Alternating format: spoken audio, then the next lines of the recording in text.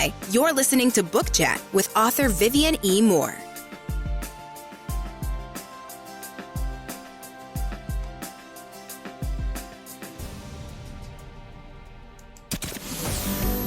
Welcome, everybody, to this week's episode. We really appreciate you joining us. This podcast really shows us how we can all learn, live, and thrive off of each other.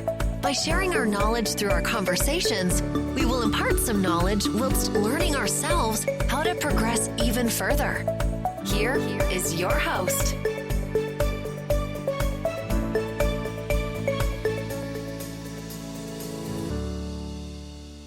Hello and welcome to Book Chat. I am your host, author Vivian E. Moore. Hope everyone had a great week, and I hope you're having an even better weekend.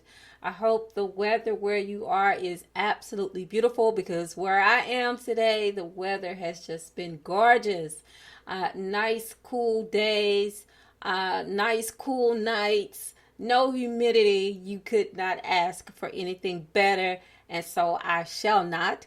And on that note, we're going to get straight to today's show, because I don't want to hold you for too long, because I know that this is the time of the day when everyone is in high gear, getting those last minute things together. So let's get right to the show, shall we? All right. So the title of today's show is Imagine That. And the topic is building creativity.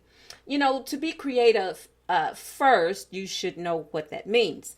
And according to Wikipedia, they define creativity as using the imagination or original ideas, especially in producing an artistic work. All right, so that's the technical side of creativity. But I believe the best way, actually, that was the descriptive side of creativity. I stand corrected. All right, so I believe that the best way to build creativity is to see and create it. Creativity, it comes from within, as an imagined thought that leads to a creative process or a creative expression. So now that we know what creativity is and how it works, let's talk about ways to build creativity. Now, when I was a kid, one of my older brothers, is an artist, and he would give us younger kids an art assignment. Basically, he would provide us with sheets of paper to draw on. But it was up to us as to what we drew. And, and calling upon our inner creative abilities. And creativity should be encouraged at any age, especially young ones who show signs of interest and promise, through that medium. Unfortunately, I was never good at drawing things. I did, I could sketch, but as far as drawing, I never was very good at that. However, my inner creativity developed more toward writing, so I'm much better at that. But, what I want to discuss today is building creativity based on that, all right? And not only that, but to share 7 creative strategies with you. And, according to https ://ideas.ted.com /3 science-based strategies to increase your creativity. So there were 3, but I'm only going to use the breakdown, which is one of the 3, but they give you 7 techniques as to building creativity. So just to clear that up a little bit. All right. So, there was something else I wanted to say.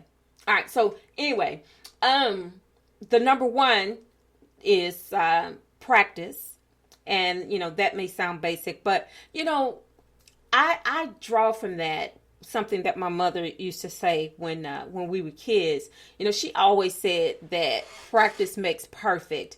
And, and I believe and I live by that philosophy, because if you don't practice at something, you won't become very good at it. And that, even to the best of the best of the best, they didn't come out of the womb knowing how to do these things. And okay, some do, but still, you have to develop a technique, which means that, it takes some practice to become better at it. And if you talk to anyone who have any type of professional career, whether it's in sports, singing, writing, dancing, whatever it is, they had to have some practice sessions, and probably a lot of them.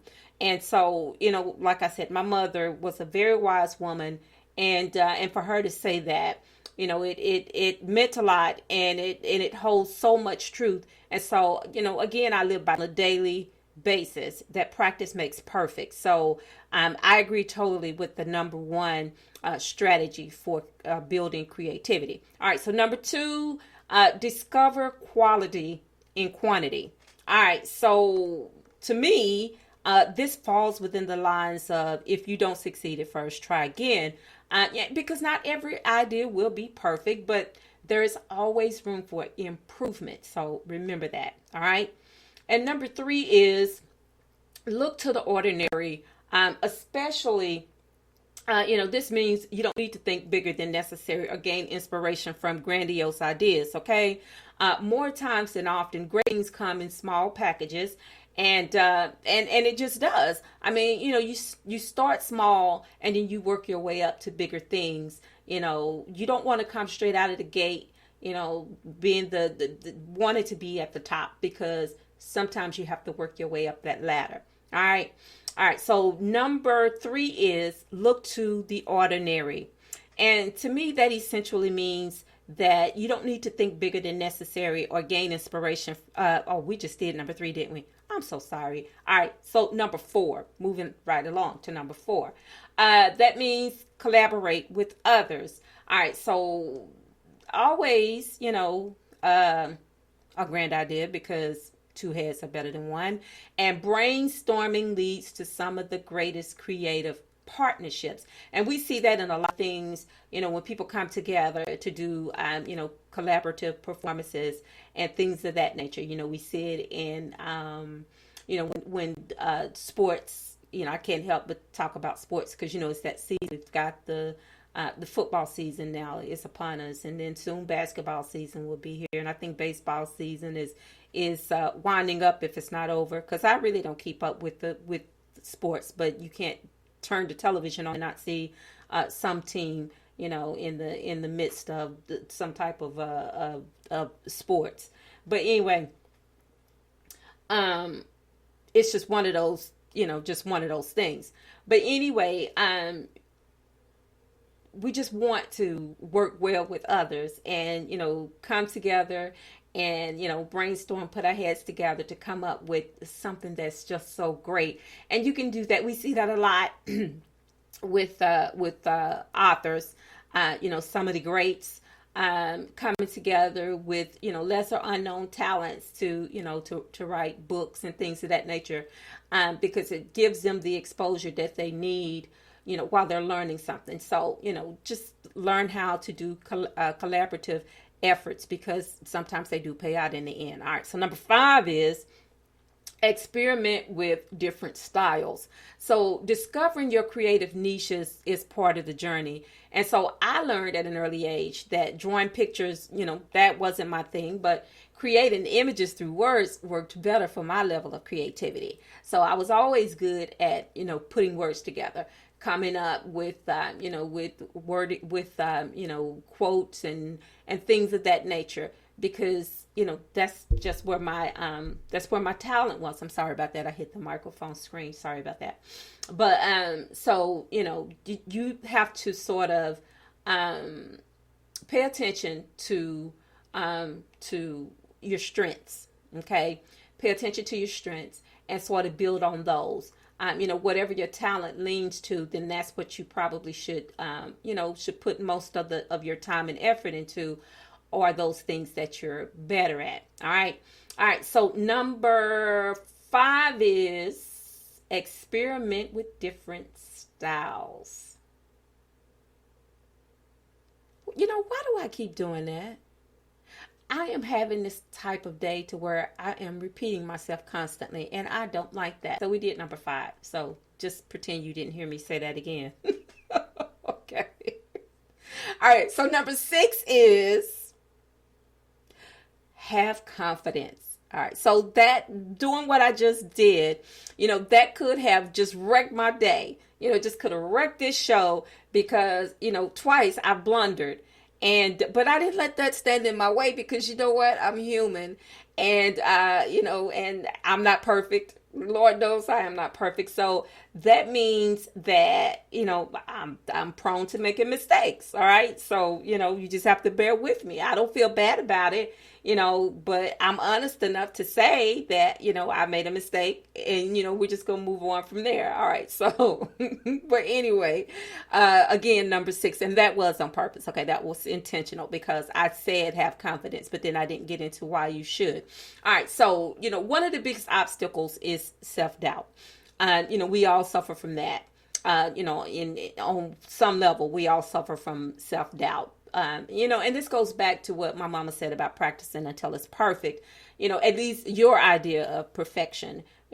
Trust and believe that in what you do. All right, because you are your best and worst critic. And first impressions, they are important, but it starts with you. All right. And, I just want to give an example of this. Once I had written this poem. I've written many poems, but, I wrote them and they're in books, scattered about everywhere. In my office, I have some that's in my bookshelf, in a book that I wrote poetry in and things like that. But, I was sitting at my desk one day and, if you're a writer, you have those days to where you're supposed to be being creative, but, you're goofing off either on the internet or you're doing other things, trying to avoid writing for one reason or another. But it happens, maybe you're having a brain fart that day or something and you just can't pull your thoughts together and you just need to, just to relax, release just for a little bit. So you move to something else. So that's what I was doing that day. And so I saw the books. At that time, I only had one monitor screen. And so I could see the objects that were on my desk, but now I have 2 screens. So that means I had to move the things that were on my desk to somewhere else. So they're not in my line of vision anymore. But at that time, they were in my line of vision. And so one of those books that I had written poetry in was there. And so I pulled it off from out of the stack. And so I started reading it.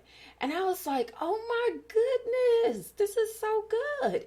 And at the time that I wrote it, it was just me, basically just like having just, like a core dump of emotions. I was trying to get those things, those words, those thoughts, those feelings out on paper. And so that's what I did. But, I was so impressed by what I had written and just tossed it aside, like, okay, you did that. It was, it's probably garbage, whatever, you write it, but you don't read it. You just, move on to something else because it was just something you were just jotting down. But what it was, and that's what I realize now, is that it was a lack of confidence on my part.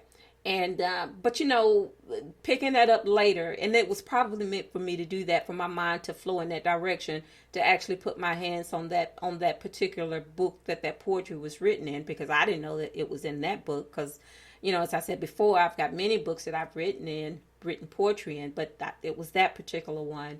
And so it was meant for me to read that and to realize that, at a later date, once my confidence in myself grew, once my confidence in my ability grew, that I would read what I wrote, and would appreciate it more. And so I did appreciate it more. And I actually put that particular poem in one of my books. So you'll have to read the books to discover which poem it was. But anyway, it's in one of my books. So now we're moving on to number 7, and it says to give your brain a refresh. Woo, boy, don't we all need that? Because our minds, they work like computers, and they suffer information overload, and which, will force you into a core dump. And we don't want that. We don't want everything just spewing out, coming out, and through our ears and nose and mouths and things like that. So, what I remember is that, the world wasn't created in a day. in those days where, I feel pressured to, to get so much done. And I feel like if I don't meet my goal for that day, that I really haven't accomplished anything. But then I remember, that the world wasn't created in a day, So on that note, you should take time to reboot and to cleanse your thoughts, because we all need that, especially if we want to be creative, because we do not want to recycle ideas, okay? That is, to me, is not being creative. That to me is being lazy. You're not being smart, when you take something that's already been done before and basically do the same thing again. No, that's not being creative at all. So, just take that time, just shut it down. Even if you haven't written in a week, 2 weeks, or a month, you need to stop. Or maybe you're not even a writer. Maybe you're an artist, or maybe you are a musician, or whatever your profession is. Sometimes you have to take a break from it. Sometimes you need to relax, relate, release, and and just let things come naturally. And they can't come if you're stressed. All right. So remember that, because stress is never good. I know it's a part of our everyday lives, but still, stress is not good for you. It's not good for your body. It's not good for your spirit.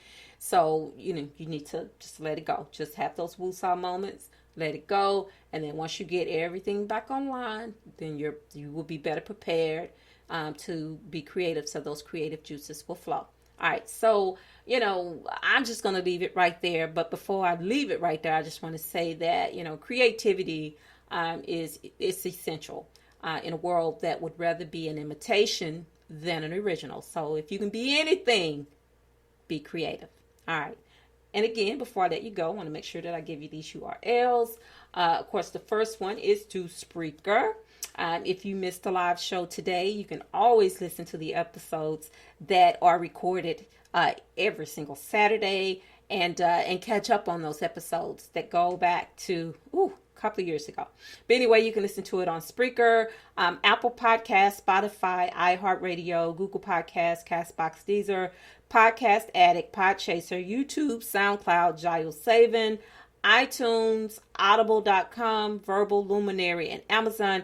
Those are just some of the places where you can listen to Book Chat. You can listen to this podcast anywhere podcasts are available. Okay, so those were just some to sort of help you out.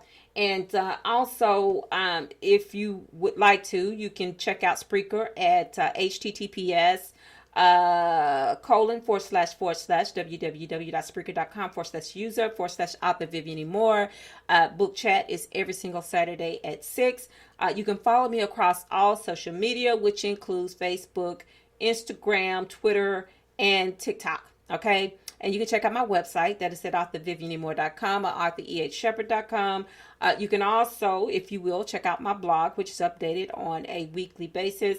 And that is at https://vivianmore.blogspot.com. All right. So those are all the places where you can check me out and engage with me if you want to. And then to also listen to the show, and not just listen, but like it and share. I would appreciate that so very much if you did that. All right, so tomorrow is worship day. You may get tired of me saying this, but I don't get tired of saying it. So, just bear with me while I say it, because, it's just a part of who I am.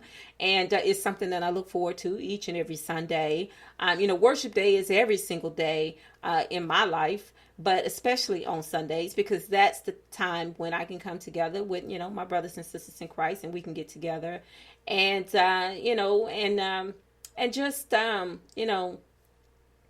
be blessed by the word, because we need that. We need to hear it, especially in times like this.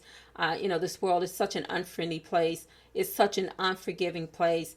And, and this is another way to reboot on Sundays, to cleanse, to cleanse your spirit, because we need spiritual cleansing, which helps us, to strengthen our thoughts and to also cleanse our thoughts. And, and it gives us a better outlook on life. And you may not agree with me, on all things, but for those who do agree with me, I know that you are happy about tomorrow. And so I hope that you are planning on going somewhere to worship. If you're not going to the physical church, perhaps you're still doing it online or across the telephone. However you're doing it, just do it and invite others to listen in or, to come out and worship with you. And that includes children. And also, guys, remember that, tomorrow is not promised. Today may be the only chance that you get to say this. So on that note, I love you. I hope you love me back. Until the next time you hear my voice, God bless you and goodbye.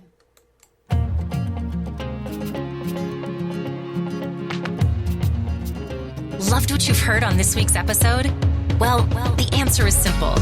It would mean the world to us if you could head over to iTunes and leave us a 5-star review and feedback. Spreading the word really is the best way to grow our podcast and achieve even greater things. Thank you.